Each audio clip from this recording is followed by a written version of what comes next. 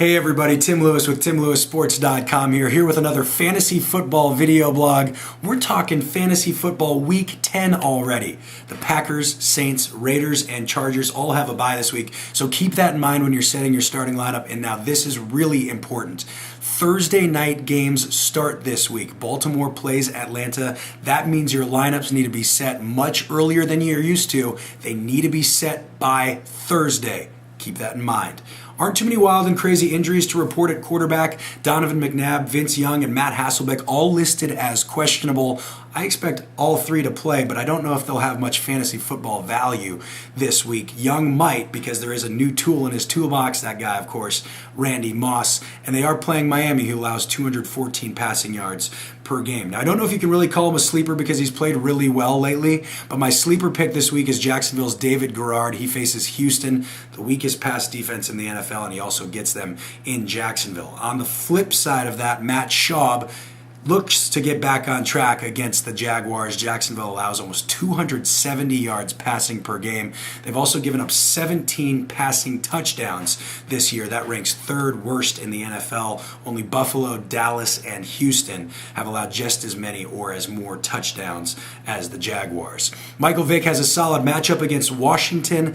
Ben Roethlisberger, Joe Flacco, and Mark Sanchez all also have favorable matchups this week. Now, at this point, I'd stay away from anything and everything Dallas Cowboys. We'll see if the attitude changes with Jason Garrett. It seems like the Cowboys have really given up on this season. It's not a good sign with John Kitna going up against a tough defense in the New York Giants. It also means good things for Eli Manning because he's going against a terrible Dallas defense. Could be huge again this week. As usual, start the stars, Peyton Manning, Tom Brady, you know who the guys are. Few injuries to keep an eye on at running back. These are some weird situations. Clinton Portis and Ryan Terrain are both listed as questionable this week in Washington. It'll be interesting to see how that plays out if they are both a go, to see how they split up those carries. Carolina's D'Angelo Williams, Jonathan Stewart, and Tyrell Sutton are all questionable as well. If they can't play, Mike Goodson becomes the guy in Carolina. He has 38 career carries for just 99 yards. But they do face a weak run defense this week in Tampa Bay. So Goodson only has value if those other three players are out, and his value is still a little bit sketchy. Joseph Adai and Mike Hart are questionable in Indianapolis as well. If they're both out, Donald Brown will get most of the carries for the Colts, but he did lose out two touchdowns last week to Javaris James, so that could limit Donald Brown's value as we go along if those other two guys are hurt. I'm not sure what Tampa Bay is doing with LeGarrette Blount. If they were smart, they'd give him the ball all the time. If they wisen up this week, he has a solid matchup against Carolina.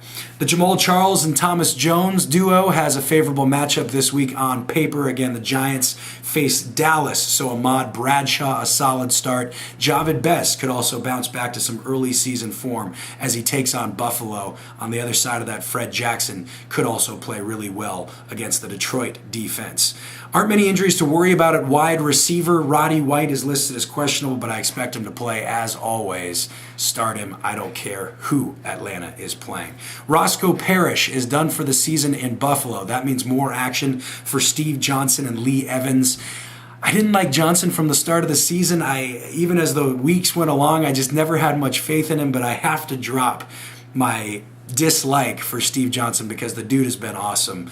You need to have him on your roster now, and you need to be starting him as well, especially in a points per reception league. The dude has averaged 8 catches for 113 yards in his last 3 games. Mike Sims Walker exploded before Jacksonville's bye. He might be a top target again against the Texans, not the Titans, the Texans. I did get that right. Partially. Philadelphia's receivers Deshaun Jackson, Jeremy Maclin should also be big against Washington. Andre Johnson, Anquan Bolden, Larry Fitzgerald, Mike Wallace, Hines Ward all have favorable matchups this week. If Matt Hasselbeck plays in Seattle, Mike Williams, of course, of the Seahawks, not of Tampa Bay, should bounce back against Arizona. He had 11 catches for 87 yards and a touchdown the last time Seattle faced the Cardinals. Tight ends are interesting this week. I'm going to keep picking on Houston's defense because it's really easy to do. That means Mercedes Lewis should be big this week. Indianapolis also has a good matchup against Cincinnati, so Jacob Tamme is solid this week as well. Aaron Hernandez finally found the end zone this season for New New England. That means his stock is skyrocketing, especially if he can keep finding the end zone for New England. Pittsburgh's pass defense isn't as strong as you think as well, so Aaron Hernandez could be a good play. Visanthe Shenko, another great option. He seems to be a top target now that Randy Moss is out in Minnesota. Keep an eye on Vernon Davis. He's listed as questionable, but I do expect him to play, and I really am down on the Cowboys right now. But Jason Witten might be a safety valve for John Kitna this week, so Jason Witten should be playing in your starting lineup. The Saints and Packers are off this week, so you might be scrambling for a defense. I know that I am in a couple of my leagues. Tampa Bay could be a good option this week against Carolina. Their offense is absolutely terrible, so that could mean good things for the Buccaneers. San Francisco started slow, but they've played really well lately, and they're coming off a bye to face St. Louis, so that could mean good things for the 49ers. I really, really, really like the Giants this week against Dallas, if you haven't picked that up yet. I also dig the Eagles against Washington on Monday night. There's also a good chance that Arizona, they've been playing really well lately as well on defense, could put up some points against Seattle. That's it for the video blog this week. As always, I'm open to all of your questions. I love to hear from you. If you're watching this on YouTube, go ahead and leave a comment there. I'll get back to you. If you're watching this on my website, timlewissports.com, you can leave a comment there as well.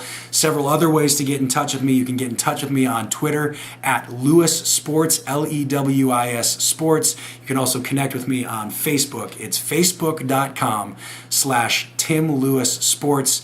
And you can also email me. That's the way a lot of people are getting in touch with me these days. It's tim@timlewissports.com. And again, I want to encourage you to subscribe to me on YouTube as well. It's youtube.com/Tim Lewis Sports. And if you go to my website, I have a link to all of these different ways to get in touch with me. I love to help you out.